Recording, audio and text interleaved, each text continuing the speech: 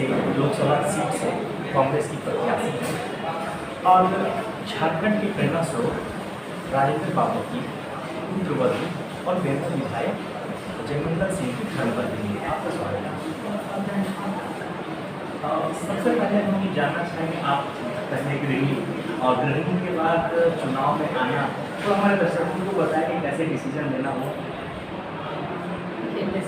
तो मैंने पहले भी आपको कहा कि हाँ, मैं राजनीति में सक्रिय थी, ऑन कैमरा भी मैं बैंक से काम करती थी अपने ससुर जी को लेकर। आप जानते होंगे उनके भी जब भी चुनाव भी होते थे और मैं जब घर में रहती थी तो महिलाओं से जो थी मैं उनसे बात करने का काम करती थी। और मेरे हस्बैंड भी जब वो भी शुरू से पॉलिटिक्स में एक्टिव थे तो उनके लिए भी मैं काम करती थी।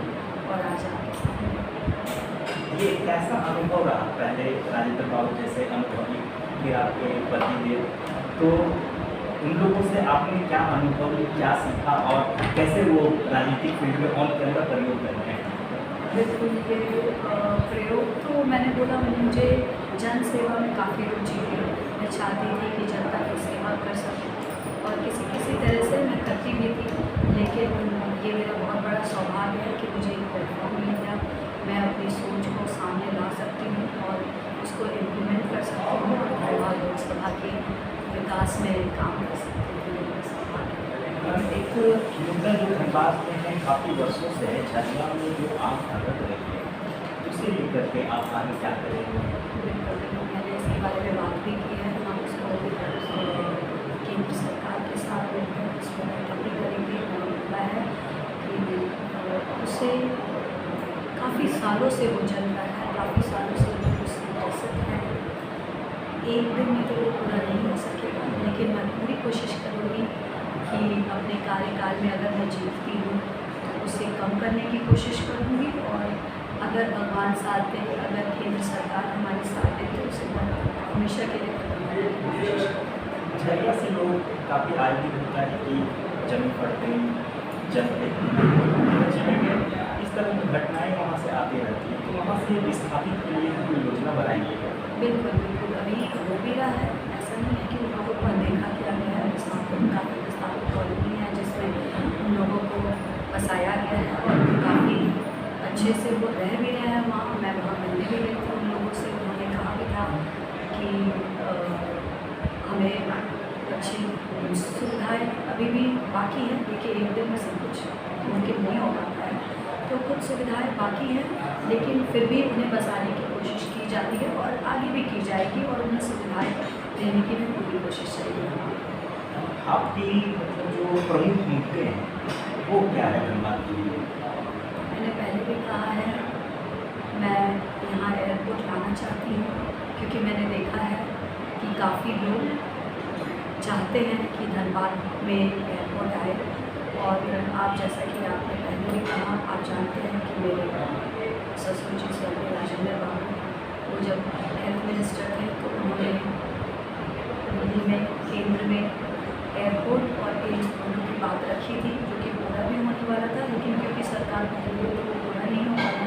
मैं कोशिश करूँगी क्योंकि ये उनका सपना भी था, तो उसे पूरा करने की कोशिश करूँगी।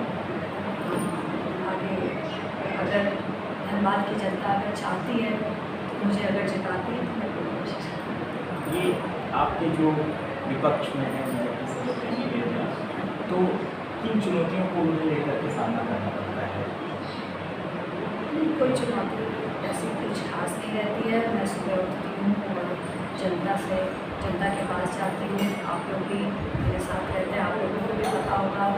जनता जुड़ने का काम करती है, मुझे आशीर्वाद देते हैं लोग। हर वर्ग के लोग मुझसे जुड़ते हैं, चाहे वो युवा हो या महिला हो या बुजुर्ग हो और बच्चे भी, वो भी आते हैं और काफ़ी प्यार बरसाते हैं।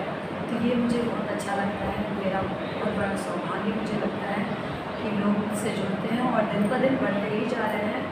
और शायद अगर आप कैप्चर करें तो देखिए कि लोग किस तरह से उत्साहित हैं और आशावाद हैं और लोग चाहते हैं कि हमारे इस लोकसभा में अब परिवर्तन चाहिए, क्योंकि अगर विकास चाहिए तो परिवर्तन हो सकता है। आगे आप अपने समर्थकों के लिए कोई संदेश देना चाहते हैं? मैं, क्योंकि समय अभी बहुत कम है, तो मैं अपने धनबाद लोकसभा की जनता को ये कहना चाहती हूँ कि मैंने पूरी कोशिश की।